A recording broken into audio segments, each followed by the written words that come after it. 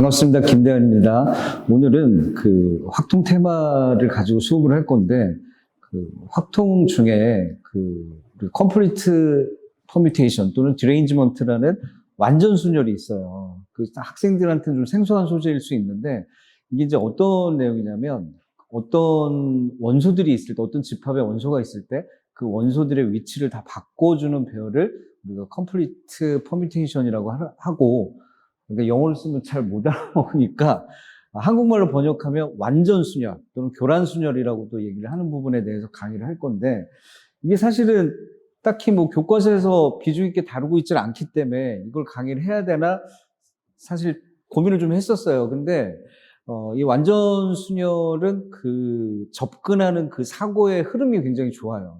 그래서 그 접근하는 사고의 흐름이 좋기 때문에 이런 정도의 발상도 있다라는 측면에서 좀 여러분들이 알아두면 수학 공부하는 데 있어서 좀 도움이 될 것 같아서 이 영상을 찍고 있습니다. 이거 공백이야? 설명을 하라고 공백이구나. 자, 예를 들어서 A라는 집합 안에 원소가 이렇게 3개가 있어요.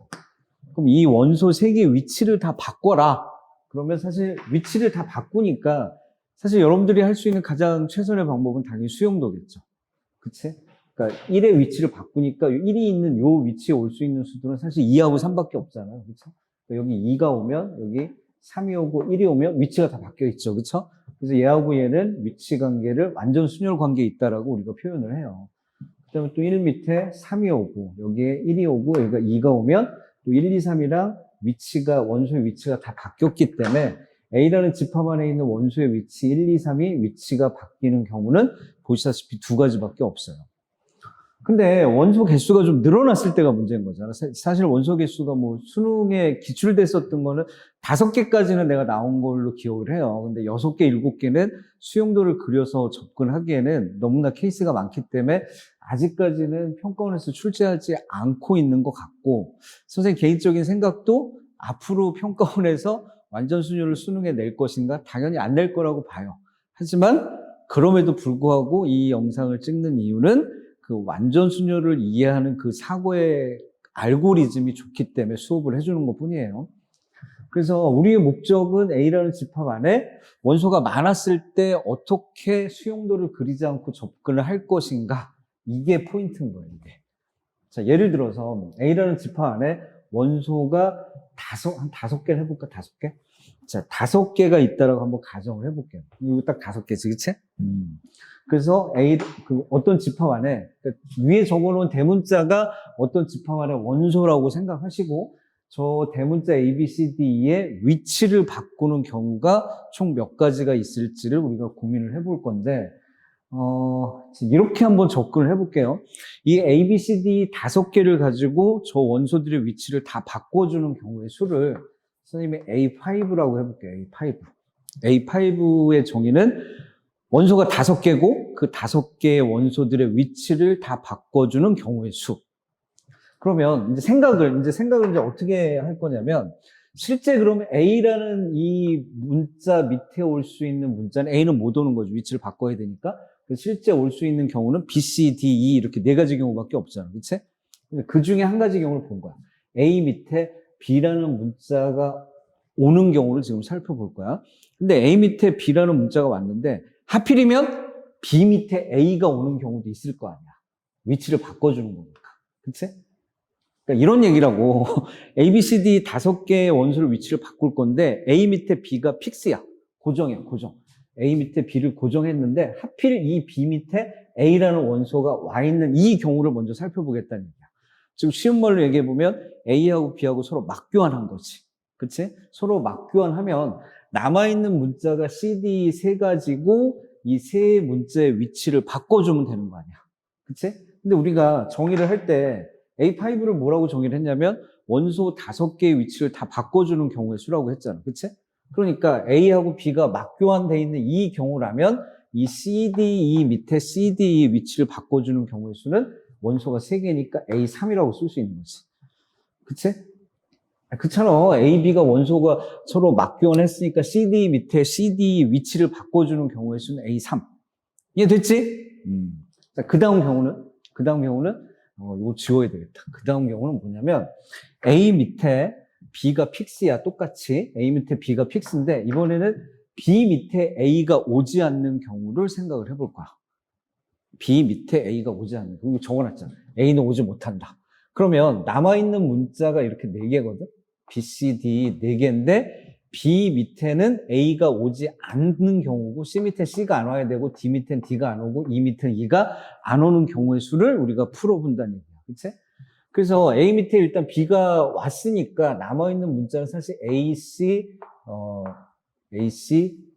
위에 잘 보일래나? 지우고 이렇게 생각할게. 남아있는 문자를 적어보면 A, C, D 이렇게 4개의 문자가 남아있는데 이 A는 B 밑에 못 오고 C는 C 밑에 못 오고 D는 D 밑에 못 오고 E는 E 밑에 못 오고 이해가 됐지? 이 상황에서 이런 사고를 한번 해보자고. 어차피 이 A가 B 밑에 오는 경우는 아까 요 앞에서 셌잖아. 그치? 그래서 요 A는 우리가 실제 B 밑에 오지 못하잖아. 그러니 우리는 마음속으로 이 A를 마치 B라고 이렇게 적고 생각을 해도 틀리진 않는다고. 이 부분이 이해가 돼야 돼, 이 부분이. 남아있는 문자는 A, C, D인데 요 C, D, E는 요 각각의 C, D 문자 밑에 못 오고 위치를 바꿔주는 거니까 요 A는 B 밑에 못 오니까 어차피 A가 B 밑에 못 오니까 이 A를 우리가 마음속으로 B라고 생각해도 경우의 수를 카운팅하는 데는 틀리지 않을 거라고. 그럼 결론은 뭐야? BCD 4개를 BCD 4개의 문자 밑에 서로 위치를 바꿔주는 경우의 수니까 우리가 뭐라고 쓸 수 있니? A4라고 쓸 수 있지, A4. 그치? 그럼 정리를 해볼까? 요 A3은 아까 이런 경우였잖아. A랑 B랑 맞교환해서 요 3개의 문자의 위치를 바꿔주는 경우의 수. 그치? 그 다음에 뒤에 적은 A4는 A 밑에 B가 오고 B 밑에 A가 오지 않는 경우인데 그때 A를 B라고 생각해도 경우의 수를 카운팅할 때 틀리지 않는다는 얘기야. 그래서 A4라고 적고 얘하고 얘는 중복되지 않지. 유식한 말로 확통해서 배반이라고 그러잖아. 배반인 경우는 카운팅을 할 때 2개를 더하잖아. 이렇게. 그치? 2개를 더하고 그리고 지금 칠판에 적은 이 경우는 A 밑에 B가 오는 경우만 카운팅을 한 거지. 근데 실제 A 밑에는 B도 올 수 있고 C도 올 수 있고 D도 올 수 있고 E도 올 수 있으니까 여기에 곱하기 4를 하면 되지. 그러면 이게 A5가 되는 거지. 이 알고리즘을 이해하라고. 이 알고리즘이 좋아서 이 완전수녀를 소개해 주는 거라고.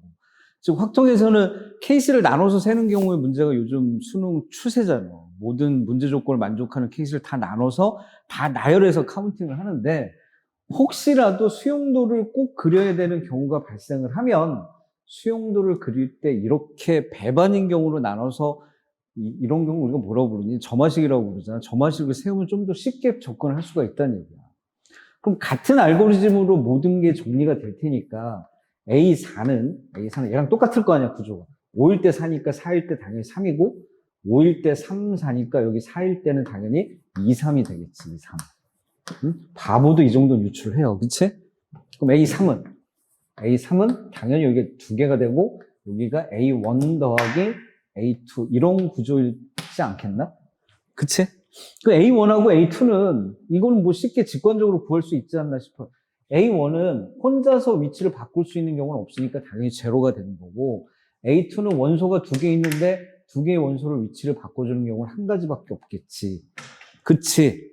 그래서 나머지 이제 위에서 순차적으로 계산해보면 A1하고 A2하고 2개 더하면 1이고 거기에 2를 곱하니까 얘는 2가 되고 그 다음에 A2가 1이고 A3가 2니까 더하면 3이고 3 곱하면 9가 되고 A3이 2고 A4가 얼마니? 9지 9.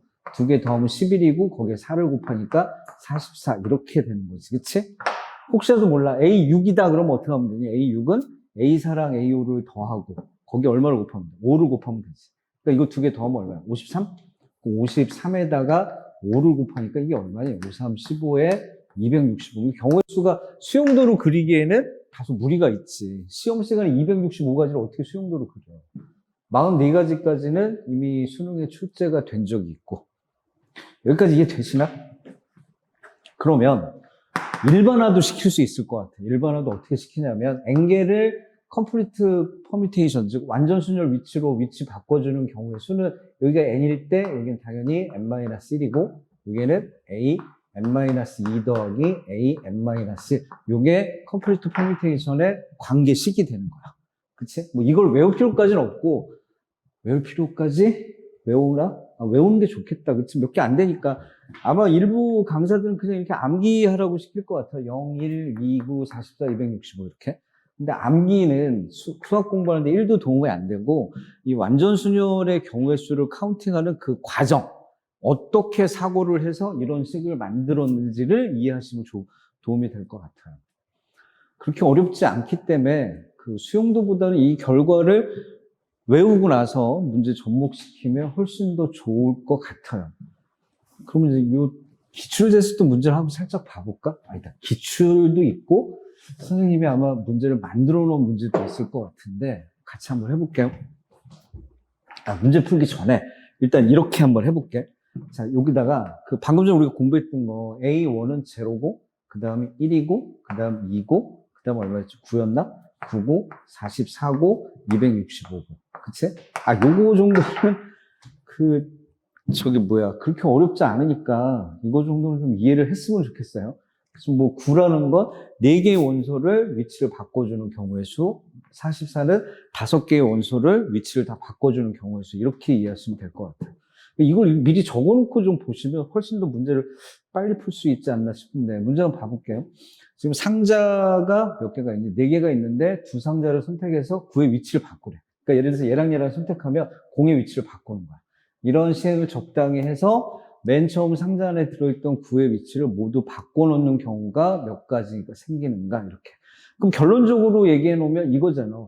맨 처음 상자 안에 들어있던 9의 위치를 모두 바꿔놓는다. 위치를 다 바꾸니까 이게 컴플리트 퍼뮤테이션인 거야. 그치? 완전 순열의 위치니까 요건 4개의 원소를 위치를 바꿔주는 경우의 수니까 그냥 9가 정답이겠지. 그치? 실제 수용도 그리는 것보다 이렇게 푸는 게 훨씬 더 빨라요. 그치? 근데 그 과정을 반드시 이해하고 이렇게 푸셔야 되지 않나 싶어요. 그 다음 또 뭐야? 자, 5명의 학생이 수학 시험을 치르고 답안지를 걷어서 하나의 답안지를 임의로 분배해서 채점한대. 부정의 소지가 있으므로 모든 학생은 자신의 답안지를 스스로 채점할 수 없다. 요거네, 요거. 모든 학생은 자신의 답안지를 스스로 채점할 수 없다. 이 말은 자기가 시험 본 시험지의 답안지 위치를 다 바꾸라는 얘기지. 그치? 그럼 결국은 5개의 원소를 가진 집합의 위치를 바꿔주니까 정답은 44. 이렇게 풀어주시면 될 것 같아요. 이해 되지? 디레인지먼트. 위치를 바꿔준다, 이거. 디레인지먼트가 위치 바꾸는 거잖아. 아마 그런 단어 뜻이라고 난 알고 있어. 또는 완전 순열에서 영어로 번역했는데 컴플리트 퍼뮤테이션 이렇게도 번역해놓고 여러분도 이거 알고 있잖아. 이 P가 퍼뮤테이션의 약자잖아. 그치? 뭐 이런 거 있잖아. 5P3 이런 거. P가 퍼뮤테이션의 약자래요. 하나 물어보자. C는? 뭐의 약자니? 이건 콤비네이션. 근데 여러분도 공부한 H는 뭐의 약자? H는 또 모르지. 호모지니어스의 약자입니다. 그치? 약자 정도는 기억을 하는 게 좋지 않나? 영어 공부도 하고. 얘는 또 뭐야? ABC 3명이 앉아서 컴퓨터 실기시험에 대비해서 연습을 하고 있다. 공정한 시험을 위해서 자신이 연습하지 않는 컴퓨터를 사용을 한대. 3명이 동시에 시험을 볼 때 4대의 컴퓨터에 3명을 배치하는 경우죠. 얘는 좀 문제가 색다르네. 이거 아마 기출문제인 것 같은데? 뭐냐면 4대의 컴퓨터에 3명의 좌석을 배치하는 방법이 쉬운데 핵심은 뭐냐면 요 자리가 비어있다는 거지. 그치? 4명이 앉아서 연습을 하는 게 아니고 두 번째 자리는 그림을 보면 비어있어요. 저 비어있는 상태에서 저 3명의 위치를 바꿔주는 경우의 수를 구하는 거지. 그치? 자, 어떻게 사고하는 게 좋을지는 뭐 일일이 다 그려서 수용들 그려서 푸는 학생도 있을 거고 아니면 내가 좀 전에 뭐라고 그랬냐면 완전 순열의 관계식을 추론할 때 배반인 상황으로 나눠서 그 각각의 경우를 더했잖아. 그치?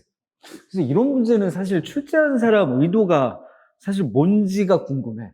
과연 이 문제를 출제한 사람 의도는 과연 이걸 다 수용들을 그려서 나올 수 있는 모든 경우를 눈으로 직접 다 확인을 하려고 출제를 한 건지 아니면 아까 선생님이 얘기했던 것처럼 배반인 경우로 나눠서 각각을 따로따로 구하라고 해서 문제를 푼 건지 아무래도 후자겠지. 그치?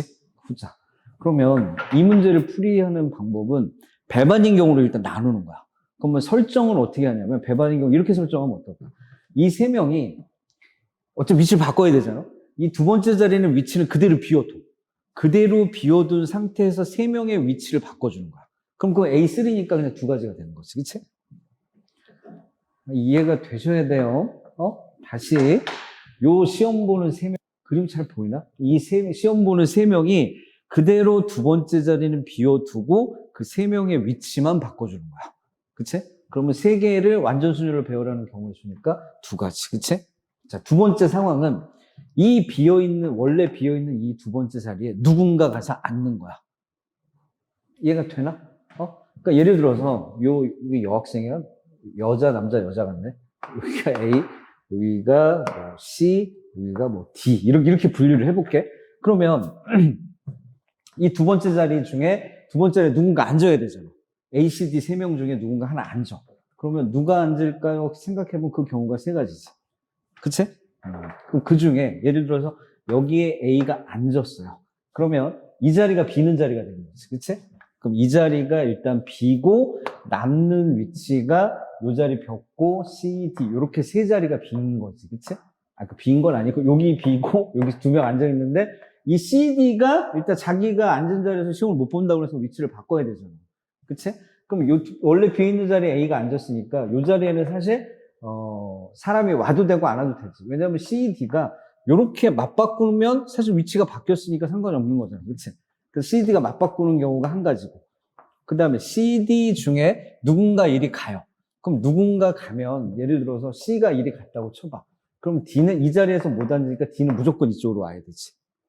그러니까 이런 얘기라고. 이런 얘기가 어떤 얘기냐면 여기 C가 앉았어. 그럼 요 자리에는 당연히 D가 앉으면 되고 만약에 요 자리에 D가 앉았어. 그러면 요 자리가 C인데 요 C가 요리 와야 되잖아. 그러니까 여기 위치만 결정이 되면 자동적으로 CD의 위치는 그냥 남는 사람 위치는 그냥 바뀌니까 요 자리에 갈 수 있는 사람이 두 가지니까 두 이렇게. 그래서 계산하시면 얼마야? 11가지가 정답인데 11가지? 이해가 되지? 이렇게 풀어야 이렇게 는다니까? 다시 정리해보면 요 2는 뭐냐면 원래 비던 자리를 그대로 비워두고 세 명을 완전 순열로 배우라는 경우의 수.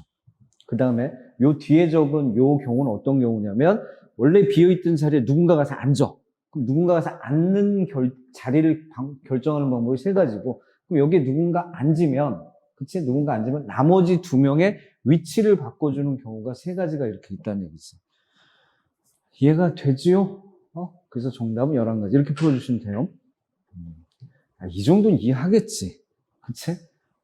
이건 아마 수용도로 푸는 것보다 이렇게 접근하는 게 훨씬 더 쉬울 겁니다, 아마.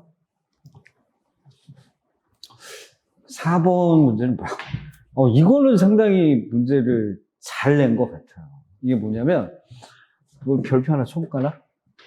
이런 문제가 수능에 이제 한 번쯤 나올 때도 되지 않았나 싶은데, 집합 A하고 집합 B에 각각 원소가 4개씩 있잖아. 집합 A에는 이게 소문자 ABCD고 집합 B에는 뭐 그리스 문자라고 하나? 알파, 베타, 감마, 시그마가 있고 A랑 B랑 같대. 그럼 집합이 같다는 얘기는 원소가 다 같다는 얘기겠지. 그치? 근데 누가 누구랑 같은지 몰라요. 그치? A가 알파랑 같은지 A가 베타랑 같은지는 아직 알 수 없는 상태인데 아래식을 만족하는 집합 A의 순서쌍의 개수를 구하래. 그럼 아래식이 뭐냐면 자, 이 4개의 식을 곱한 값이 0이 안 나와야 되니까 이 식을 해석해보면 이런 거 아닌가? A는 절대로 알파가 아니어야 되고 그러니까 요 새끼는 알파가 아니고 B는 베타가 아니고 C는 감마가 아니고 D는 델타가 아니다. 이렇게 해석할 수 있잖아. 그치?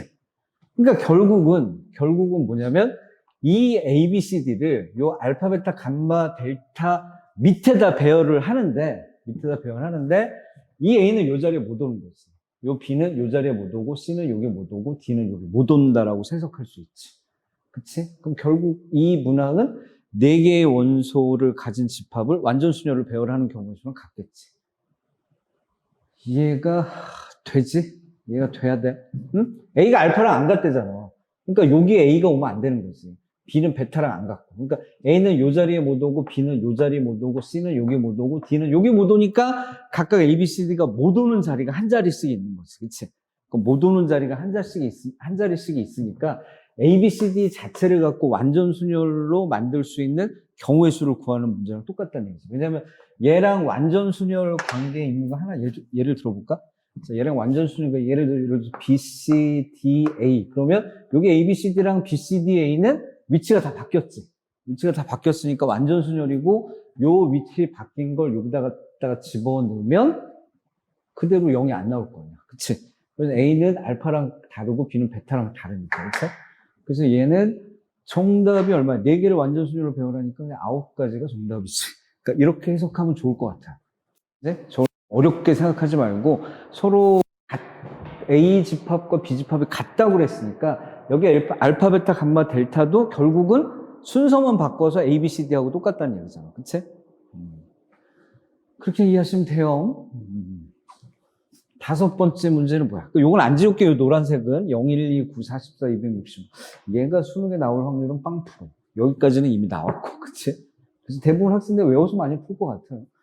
자, 호텔에 투숙하는 6사람이 각자의 객실에 자기 짐을 풀고 열쇠를 한꺼번에 프론트에 맡겼대. 그리고 놀다 와서 열쇠를 아무렇게나 받았는데, 여기 조건은 이 조건이네.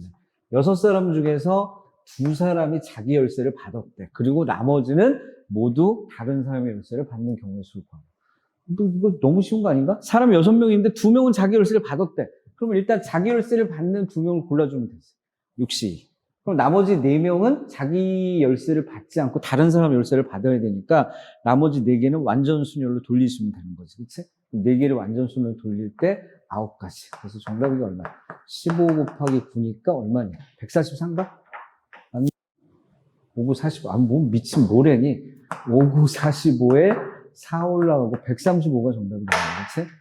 이렇게 풀어주시면 돼요. 그러니까 여기 뒤쪽에 있는 9가지를 그냥 수용도를 그려서 일일이 찾지 말고 그냥 완전 순열의 결과를 기억하고 풀면 훨씬 더 빨리 풀 수 있다 이런 얘기예요. 이제 끝났나? 이제? 이건 뭐야? 얘는 그거야. 선생님 심심해서 실제 수용도를 그려본 거지. 실제 위에 방금 전에 풀었던 문제에 뭐냐면 그 6명이 있는데 자기 열쇠를 받은 사람이 2명이라고 했잖아. 그래서 예를 들어서 A, B가 자기 열쇠를 받았다고 가정하면 C, D, E, F 요 4명이 자기 열쇠를 안 받아야 되고 실제 C, D, E, F 밑에 올 수 있는 배열을 수용도를 이렇게 그리면 이게 9가지라는 얘기지. 이렇게 3가지, 3가지, 3가지 그래서 9가지. 이렇게. 그래서 정답은 60 곱하기 9, 135 이렇게. 근데 보통은 이렇게 풀어요. 보통 이렇게 풀고 수용도로 푸는 게 꼭 나쁜 방법은 아니거든.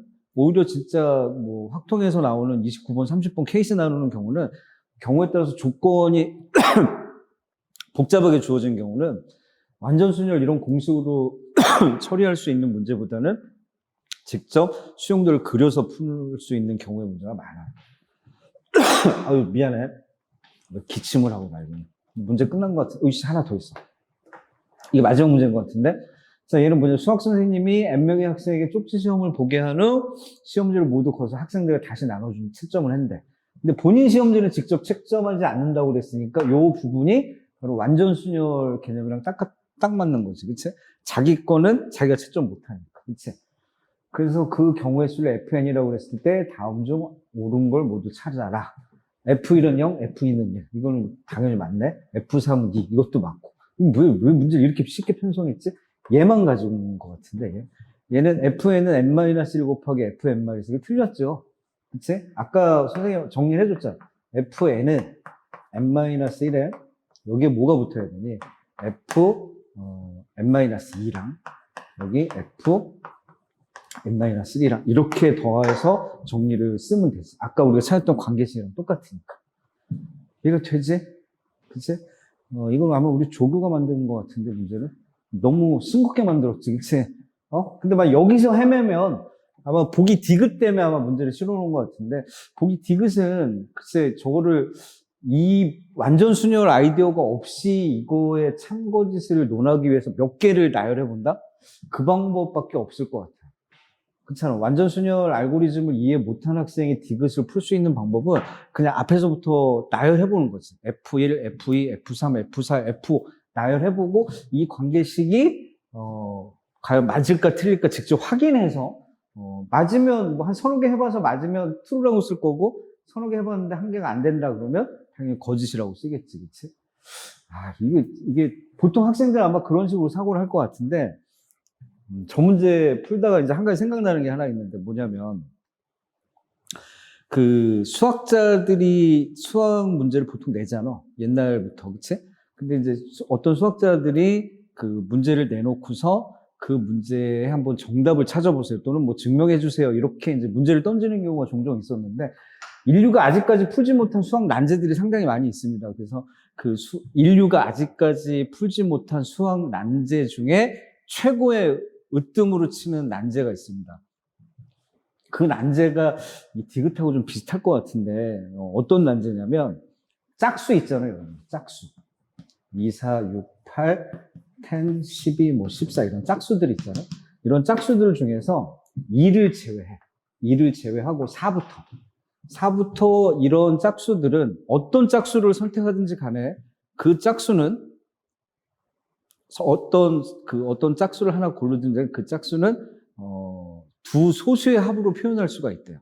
두 소수의 합. 예를 들어서 한번 표현해 볼까? 4는 두 소수니까 2 더하기 2. 그럼 2하고 2는 소수니까 되지? 6은 3 더하기 3 이렇게 표시하면 되고, 8은 얼마로 하면 되냐? 3 더하기 5. 그 다음에 뭐 10은 3 더하기 7도 될 거고, 5 더하기 5도 될 거고. 뭐 14는 어떻게 하면 되니? 14는, 얼마로 하면 되지? 소수니까 5 더하기 9, 9는 아니고, 얼마야? 14가 어떻게 되니? 14가 두 소수의 합. 11? 11 더하기 3, 이렇게? 이런 식으로 2를 제외한 모든 짝수는 어떤 짝수든지 간에 그 두 소수의 합으로 표현할 수 있대요. 그러면 지금 뭐 선생님이 간단하게 예를 이렇게 살펴봤지만 다 되잖아. 그치? 우리 뒤쪽에 있는 100도 되나? 100? 100은 어떻게 하면 되니? 100은 53 더하기 47? 53 더하기 47. 얘도 소수고 얘도 소수잖아. 그치? 그래서 이렇게 모든 짝수들은, 이를 제외한 모든 짝수들은 두 소수의 합으로 표현할 수 있다라고 어떤 수학자가 주장을 한 거야. 그치? 그리고 이걸 한번 증명을 해봐라. 내 주장이 맞는지 틀리는지. 그래서 그 수학자 이름이 골드바흐예요. 그래서 골드바흐의 추측이라고 부르는데, 근데 이 간단한 알고리즘을 아직까지도 인류가 증명해내지 못했어요. 이 말은 뭐냐면, 앞에서 10개, 20개, 100개가 되더라도 뒤에서 되는지 안 되는지 아주 불확실하다는 얘기지. 그러니까 이런 경우지. 이거 증명하는데, 뭐 수능에서는 그런 문제가 나올 것 같지는 않지만, 앞에서 5개를 했는데 다 됐어. 그럼 뒤에서 남아있는 것도 당연히 되겠지. 이렇게 주장하는 건 약간 억측이 있다는 얘기지. 앞에서 100개든 1000개든 10,000개든 다 돼. 다 되는데, 뒤에 게 되는지 안 되는지 아직 수학적으로 확실히 증명할 길이 없어서, 선생님이 알고 있기로는 이 골드바흐가 낸 이 추측이 인류가 풀지 못한 최고의 난제라고 많이들 평가를 해요. 심심하면 한번 증명해보든지. 증명하면 혹시 알아? 우리나라에서도 노벨 수학상은 없구나. 수학은 필드상이지, 그치? 필드상을 우리나라에서 최초로 받게 되는 그런 영광이 너희들한테 있을지도. 이거 재밌는 문제지. 그러니까 이해는 돼. 그치? 짝수는 소수합으로 표현할 수 있다. 그 두 소수가 같아도 상관없고, 그치? 달라도 상관없고, 그치? 그래서 두 소수합으로 표현할 수 있는데, 이 명제가 참이냐 거짓이냐. 이거에 대한 정답을 지금 인류가 얼마냐? 인구가 한 80억 되나? 80억 인구 중에 아무도 증명해내지 못한 거야. 앞으로는 누군가 좀 풀겠지, 뭐. 된다, 안 된다, 이렇게, 그치? 그러니까 앞에서 몇 개가 된다고 해서 뒤에도 당연히 될 거다라는 그런 풀이 방법으로 수학 공부를 하면 안 된다는 얘기야. 그래서 디귿은 그렇게 접근했으면 안 돼요. 앞에서 몇 개 해보고, 되니까, 안 되는 게 다행히 안 되는 게 찾아지겠지. 디귿은 거짓이니까, 그치? 근데 만약에 한 5개 했는데 다 됐어. 그럼 뒤에 것도 다 확인해보지 않는 상태에서 된다라고 말할 수는 없잖아. 그치? 그래서 모르겠어. 이제 학생들이 그 수학이 완전 극상위권이 아닌 이상 이런 거 이제 보기에 들어가서 참거짓을 판단하는 문제를 풀 때는 대부분 다 이렇게 귀납적으로 추론하지 않나? 몇 개 해봐서 되면 되고, 아니면 말고. 근데 그렇게 공부하시면 망합니다. 그치? 아마 올해 수능 중에 15번 그 수열 문제를 풀 때도 대부분 아마 선생님 영상 찍어놨어요. 영상 찍어놓은 걸 보자. 앞에서부터 이렇게 추론해 나가서 이렇게 풀었을 텐데, 사실 추론해 나가는 방법은 역방향으로도 추론할 수 있고, 그러니까 그런 여러 가지 뭐 테크닉은 아니고, 그러니까 사고의 흐름인 거야. 사고의 순서를 꼭 남들이 사고하는 방법과 똑같이 사고할 필요는 없다는 얘기지. 얘기가 쓸데없는 얘기가 길어졌습니다. 디귿은 일일이 대입해서 푸는 방법은 아니다. 이런 얘기가 하고 싶었어요. 어찌됐든 오늘 요 다음 문제도 있나? 없어요. 여기서 문제 끝이야. 그러니까 별로 문제가 적다는 얘기는 내용 자체도 그렇게 뭐 중요하지 않았다는 얘기인데, 선생님 오늘 완전순열을 강의를 찍은 이유는 딱 하나입니다. 그 완전순열의 구조, 그 구조의 알고리즘을 이해시키기 위해서 요 예시상황 문제를 몇 개를 들어본 거고, 그렇게 접근하는 방법도 있다라는 걸 여러분들은 좀 기억을 해줬으면 좋겠어요. 특히 확통에서는 배반인 경우로 나눠서 이쪽 경우, 이쪽 경우, 이쪽 경우 따로따로 구해서 전체 경우를 구하는 이 아이디어는 요즘 최근 수능에서 굉장히 중요도 있게 자주 나오니까 완전순열은 그런 맥락에서 이해를 하셨으면 좋겠습니다. 오늘 고생하셨고 다음 시간에는 다른 소재를 갖고 또 여러분들을 만나도록 하겠습니다.